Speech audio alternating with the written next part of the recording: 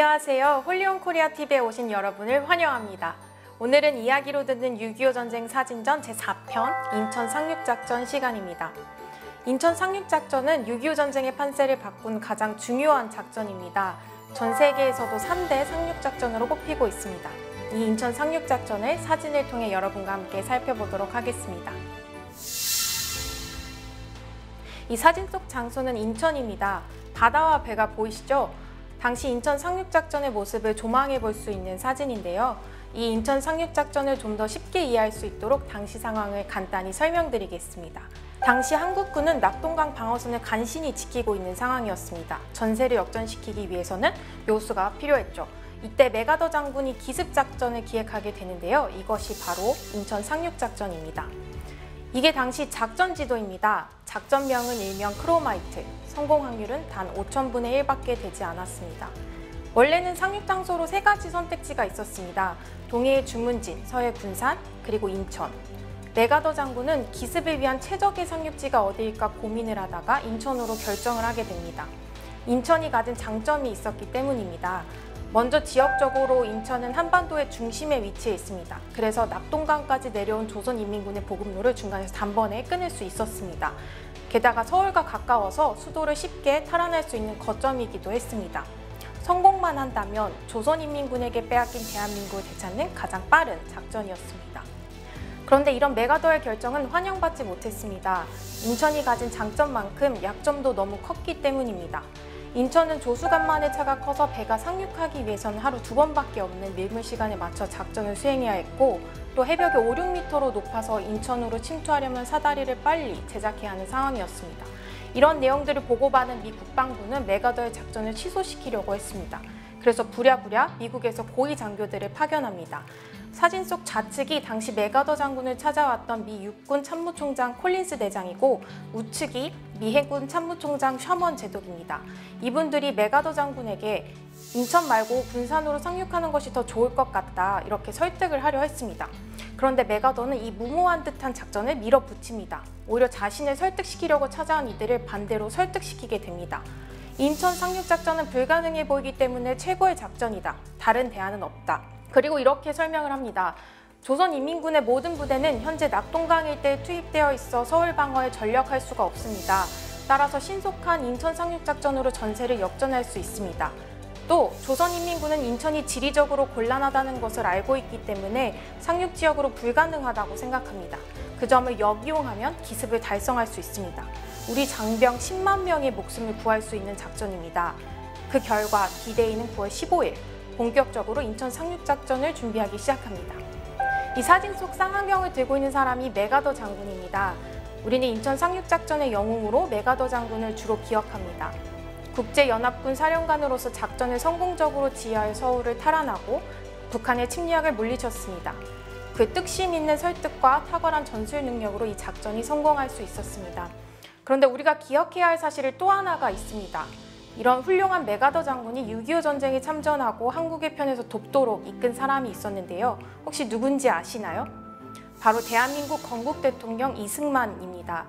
이 사진에서 볼 수 있듯이 메가더와 이승만은 매우 돈독한 사이였는데요. 둘은 이승만이 미국에 있을 때부터 친분을 쌓은 오랜 친구였습니다. 자, 상황이 급박하게 돌아갑니다. 6.25 전쟁이 발발하고 빨리 참전 여부를 결정해야 하는 상황 속에 미국은 여전히 우물쭈물 고민하고 있었습니다.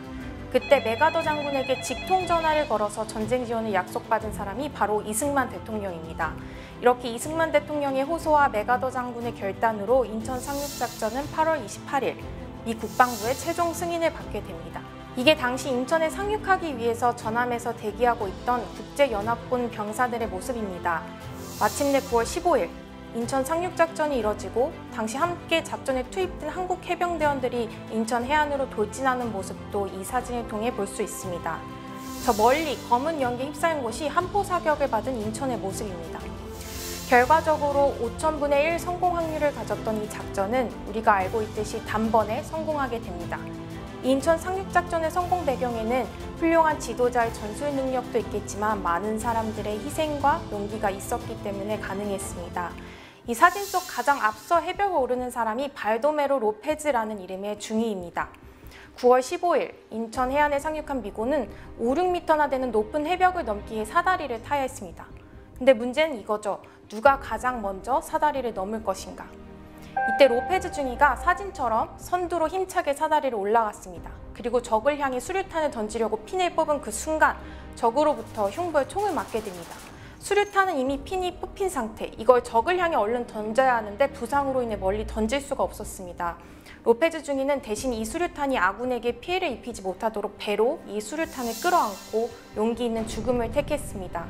로페즈 중위의 용기와 위대한 희생을 뒤따라 남은 병사들이 전진할 수 있었고 덕분에 인천 상륙작전이 성공할 수 있었습니다.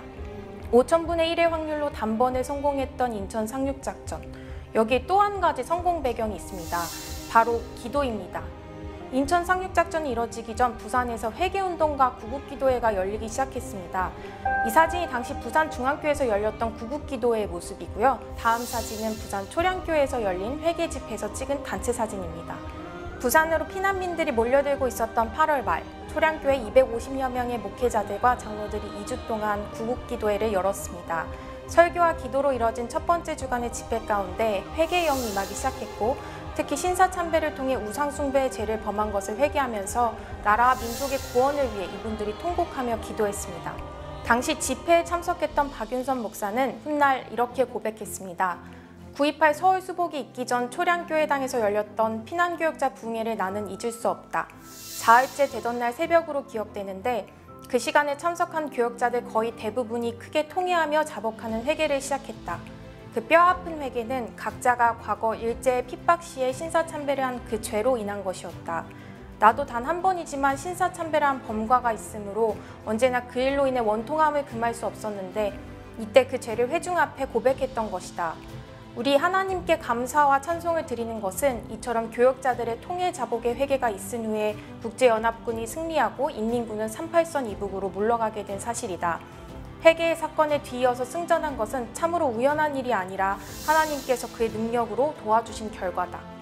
집회가 끝나고 정확히 3일 후인 9월 15일, 성공 확률이 5000분의 1밖에 되지 않았던 인천 상륙작전은 성공을 거두었습니다. 6.25 전쟁의 전세를 바꾼 계기. 이 인천 상륙작전이 만약 실패했다면 지금의 대한민국은 존재하지 않을지도 모르겠습니다.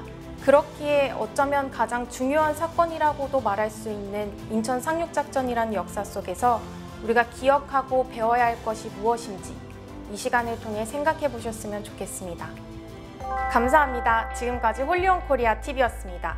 이야기로 듣는 6.25 전쟁 사진전 다음 편도 기대해 주세요. 홀리온 코리아 TV 구독, 좋아요 아직 누르지 않으신 분들은 클릭 부탁드립니다. 감사합니다.